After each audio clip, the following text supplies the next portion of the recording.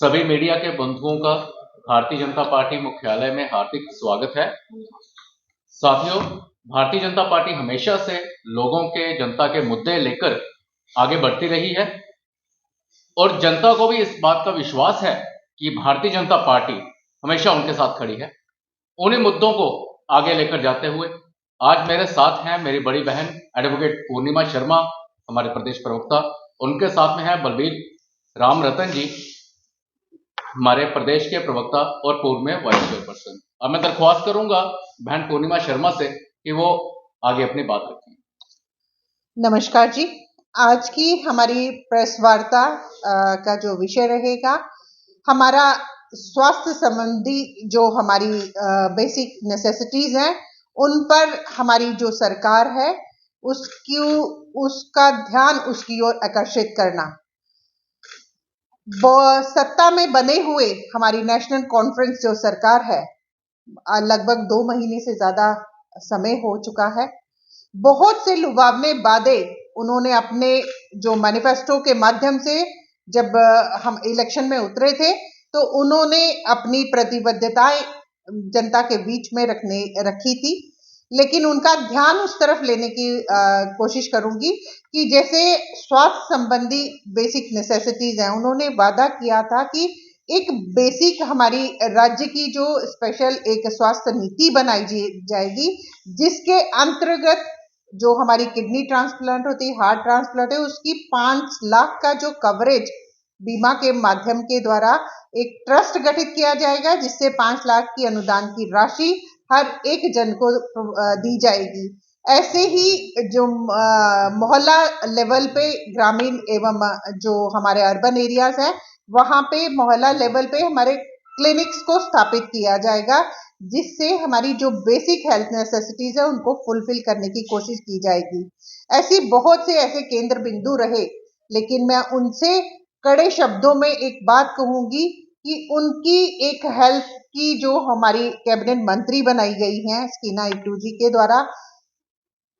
अलग अलग अस्पतालों में निरीक्षण करने जाया जाता है और वहां पर उपस्थित जो हमारे डॉक्टर्स हैं, हमारे नर्सिस हैं, जो मेडिकल स्टाफ है, उनको निलंबित किया जाता है, सस्पेंड किया जाता है। क्या ये एक हमें सोल्यूशन दे रहे हैं हेल्थ फैसिलिटीज को बढ़ाने के लिए, बेसिक नेसेसिटीज प्रोवाइड करने के लिए? क्या ये सस्पेंशन नीति को एक तरफ रखते हुए जो बेसिक हेल्थ इंफ्रास्ट्रक्चर है उसको इम्प्रूव करना, क्या उनकी प्रायोरिटी नहीं रहनी चाहिए कि अगर हमारी बेसिक हेल्थ इंफ्रास्ट्रक्चर को अगर इम्प्रूव किया जाएगा तो वो एक वे आउट रहेगा हमारे लोगों के लिए, कि जिससे वो स्वास्थ्य सुविधाओं को एक भली भांति उसका लाभ उठा सकेंगे। मैं आपके माध्यम से उनका ध्यान ये आकर्षित कराना चाहती हूँ कि जो हमारे primary health centres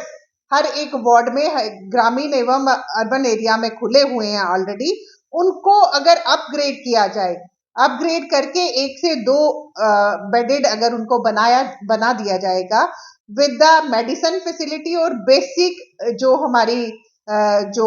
test facilities होती हैं, जैसे शुगर है, किसी का ब्लड प्रेशर चेक करना है, किसी को डिहाइड्रेशन हो जाती है, तो इमीडिएटली हमारे यहाँ के जो लोकल्स होते हैं हमेशा रश करते हैं गवर्नमेंट मेडिकल हॉस्पिटल की तरफ, तो उसका लोड कम हो। इनका ध्यान इसकी तरफ आकर्षित कराना चाहिए कि उसका लोड कम करने के लिए कि ये बेसिक फैसिलिटीज अगर हमारे उन प्राइमरी हेल्थ सेंटर्स में अगर अपग्रेड कर दी जाए तो हमारा ये जो वर्कलोड हमारा गवर्नमेंट मेडिकल कॉलेज का है वो वही प्राइमरी हेल्थ सेंटर में मीट हो जाएगा। दूसरा, जितने भी हमारे डिस्ट्रिक्ट लेवल पे हमारे सब हॉस्पिटल्स हैं, उन पे जैसे हमारे एक्सीडेंट्स आए दिन आप देखते हैं कि हाईवे पे कहीं ना कहीं एक्सीडेंट्स होते रहते हैं, और ना देते हुए इस पर 2 से ज्यादा महीने हो गए हैं सत्ता में आए हुए। मैं उनका ध्यान इस तरफ लाऊंगी कि इन बेसिक हेल्थ फैसिलिटीज को इम्प्रूव करें, बेसिक इंफ्रास्ट्रक्चर को इम्प्रूव करें, ताकि जो लोकल्स के साथ उन्होंने मैनिफेस्टो में वादे किए थे, जो जनता की हमारी बेसिक नीड्स हैं, आए दिन आप देख रहे हैं कोई ना कोई बीमारी हमारे बीच में रहती है। अगर अपग्रेडेशन हमारे प्राइमरी हेल्थ सेंटर्स का हो, हमारे सब डिस्ट्रिक्ट हॉस्पिटल्स का हो, तो हमारा जो लोड है उसको भी हम शिफ्ट कर सकेंगे और बेसिक नेसेसिटी की जो हमारी हेल्थ फैसिलिटी है वो भी जनता तक हम पहुंचाने का। और जो पोस्टें हमारे हॉस्पिटल्स में वेकेंट है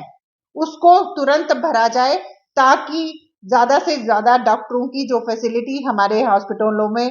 मिल सके और हमारे उसका लाभ जो है वो हमारी जनता उठा सके। बहुत बहुत धन्यवाद।